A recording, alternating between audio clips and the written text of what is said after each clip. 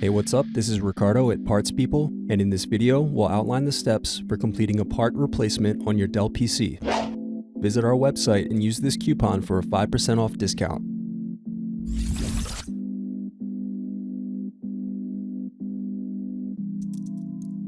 Use thin object to peel off screw covers. Now unscrew and remove base cover.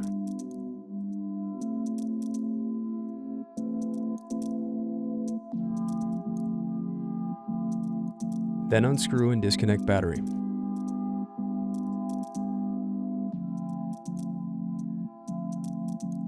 Then unscrew and disconnect DC jack.